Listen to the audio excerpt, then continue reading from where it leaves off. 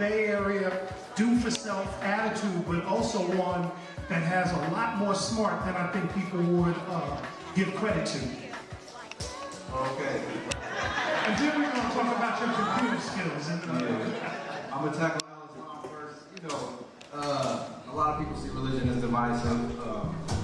Religion is personal. Your relationship with the higher power, if you believe in the higher power, that's a personal thing. And for me, my journey with Alice's mom was something like, I grew up in East Oakland. I grew up on 82nd Avenue in a single-parent household. You know, a lot of my fathers are dead. A lot of them were Catholics. You know, like, and what was the difference between the guys who ended up getting knocked off, the guys who made it out, the young ladies who made it out, was discipline. And for me, Alice's mom was discipline. You know, if I'm communing with my higher power 5 times a day or more, and keeping God in my mind, you know, and I'm not trying to push anything on anybody, but keeping yourself centered and remembering that you are not the tip of the pyramid, there's something above you that empowers you and allows you to do all the wonderful things, bad things, whatever that you can do, is what really made the difference, I think, in me being able to achieve what I've achieved. And I think even before I took my Shahada and became a practicing Muslim, I'm always, like, I was raised in a Christian church, and, you know, I had questions about the Trinity and, you know, just certain things that always, for me personally, this is all personal, I always have these questions. And when I found this out, I was like, oh, you know, wow, okay. But, I mean, I would say that Rakim or, you know, Chuck D, a lot of the guys, they had an influence on me, even gravitating towards being a spiritual being. I mean, KRS One, I mean, come on, like, knowledge reigns supreme over nearly everyone, you know, like, that's what he represented in body, and he'll kick your behind too, and out-rap you, and, you know, like, so that's what I was trying to inspire to be, like, Kane, Rakim, KRS, you know, and these guys don't exist anymore, right? You know, like, they just, I'm not saying those individuals, I'm saying individuals of that character don't exist anymore in hip-hop. So that's sort of my journey with spirituality, that the discipline and the remembrance of God continuously allows you to be okay when everything around you is chaotic and everybody is falling over and all that kind of stuff. You gotta recognize that sometimes you don't have the power to control that, but something is controlling that, and there is a driver behind the wheel. And I want to rock with the driver. I want to be in the back seat, you know, not paying attention to what's going on the road, and end up, you know, not strapped in and flying through the windshield or something. You mentioned something interesting with your spirituality. And growing up in a Christian church, right? Being Christian, I know that when you go to church and you feel that spirit move, you know, when you sing those songs, there's something that just takes over. Yeah.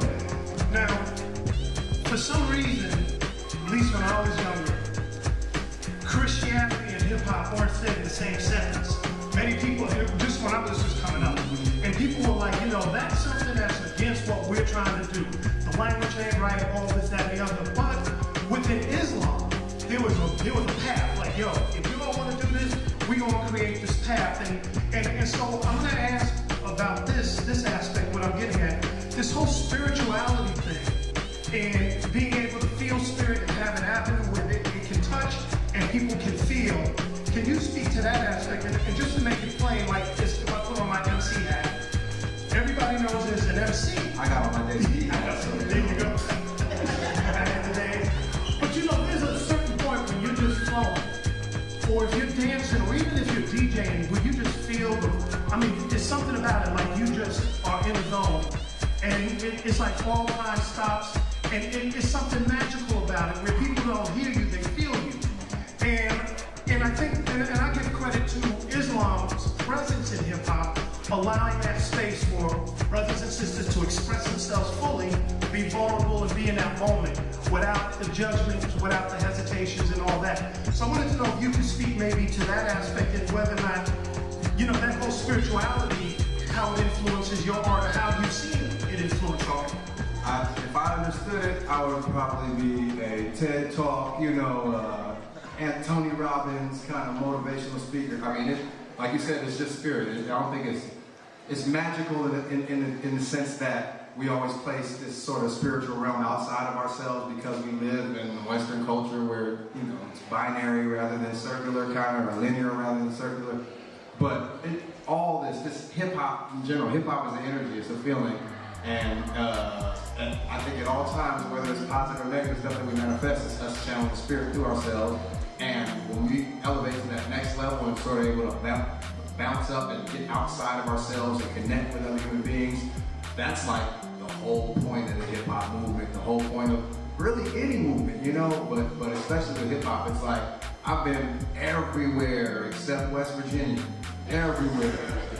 And it's the same vibe. So you can call it vibration, you know, it's sound-based, so it is a vibration. You can call it a higher level of understanding, etc.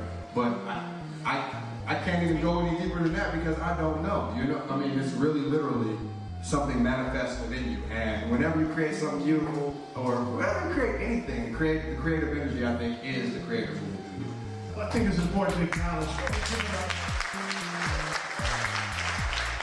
thing that I think all of us have the responsibility to do, especially in hip-hop, is to recognize it as expression, recognize it as vibration, and not get caught up into the labels and boxes that commercialization of these expressions happen to do.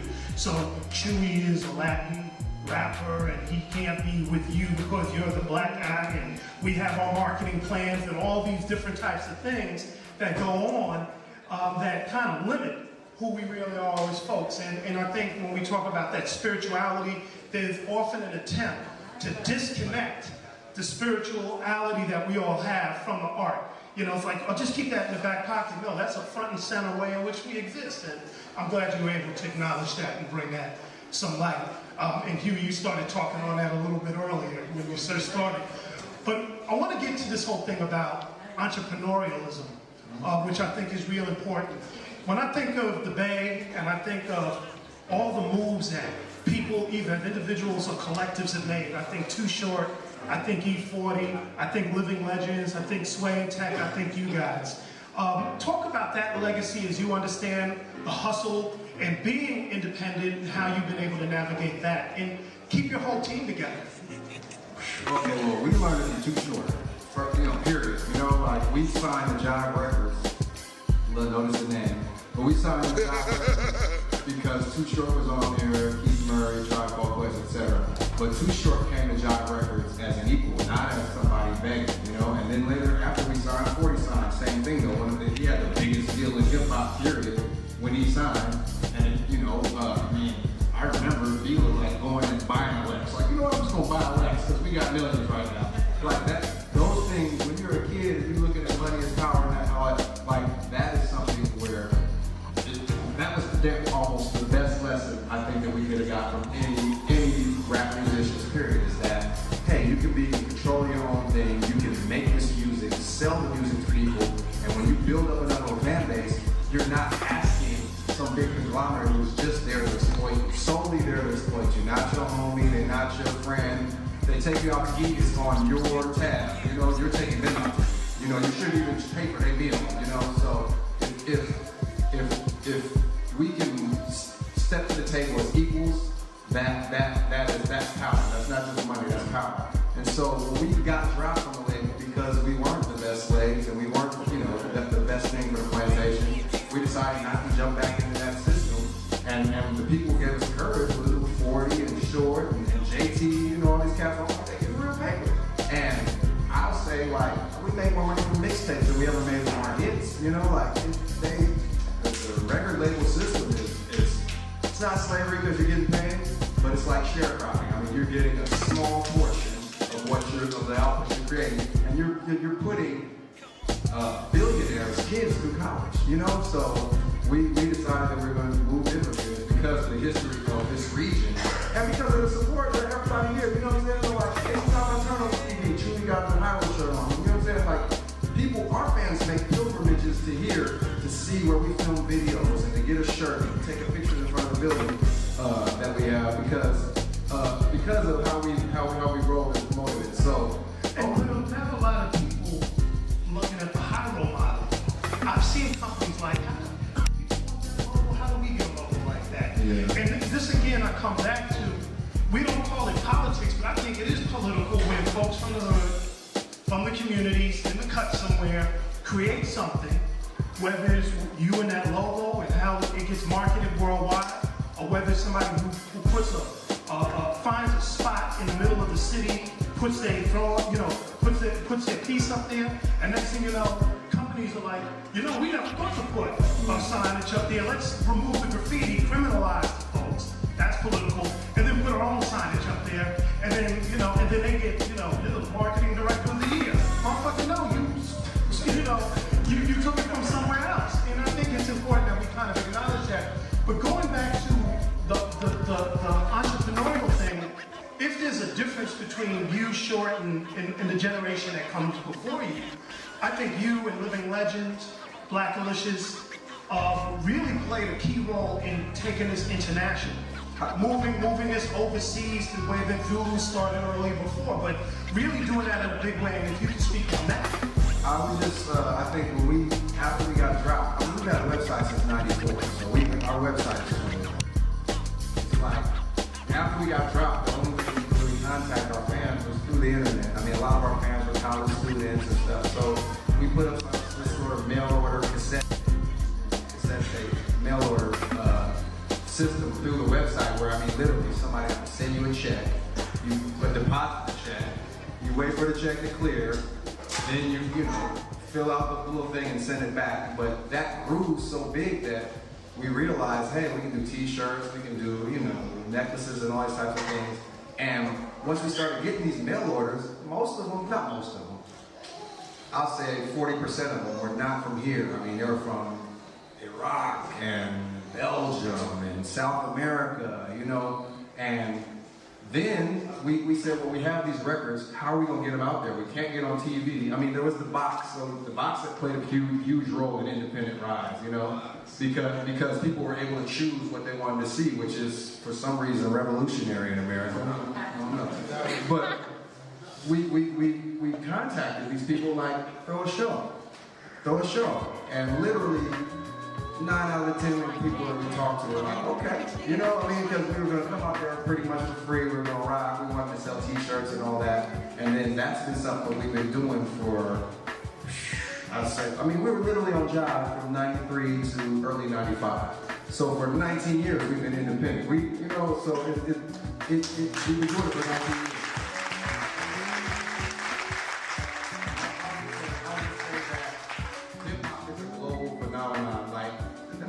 No, if you leave here, you got a place to stay no matter where you go on earth. And it's not just because if I was older now, it might not be I'm staying on the homie's couch. You might be in an executive suite because it might be a Zulu that owns a hotel or has the jug on the hotels and these types of things. So we always got to look at hip hop as a global phenomenon. The same reason, the same way that we look at, how can I explain? Hip hop is a global movement. We are all part of a global movement. We were able to capitalize financially from it being a global movement, but we didn't lay that foundation. These are kids who grew up listening to us, grew up on Bambaataa, grew up on the foundation that all these pioneers had before. When I go to other countries, they be asking about where they are rich, they be asking about Queen, they ask about all they ask about you all. You see what I'm saying? Like, we have off the plane in Brazil, the whole freeway is an arrow signs, for miles, where and that's just rap cats hitting up. It's not state sponsors, so we always got to recognize that we're in the midst of a continuously growing global phenomenon, and people are listening to what we're doing right here. This is a very important place. This is where the Panthers is from, and this is where the hippies are from. This is where disabled rights and a lot of women's rights from San Francisco, Berkeley, Oakland. So hip hop is just sort of dovetails with that, and we were fortunate enough to capitalize on it with products. But really, honestly, now I see that it was big, it was deeper than that. When you see a guy in a Highway shirt, it's almost like he's in Fight Club. So our fans don't even really talk to us. They be like, what's up? Let's show the tattoo or something, but it's almost like a secret society. I had somebody follow me into a store on Melrose Place when you'll have an off-colored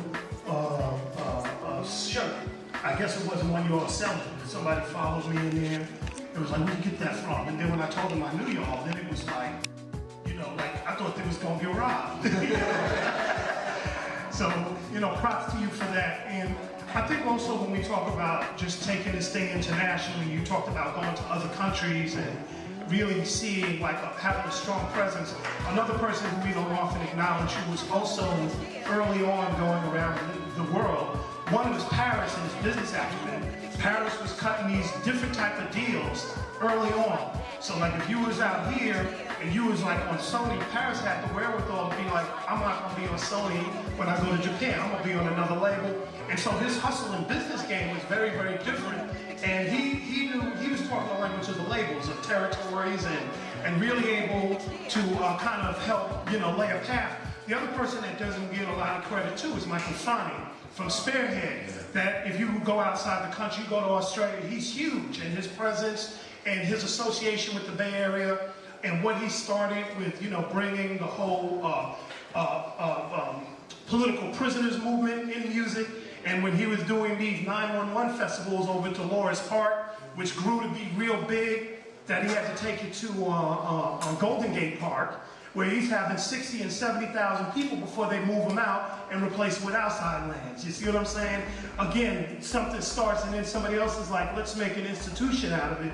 I think he and his organization deserve a lot of props for some of that groundwork they do, and also being one of the first groups, along with yourselves, to do a song about AIDS, which they did early on as well. So we should acknowledge him. He's also a Frisco native, you know, Michael Fani. So.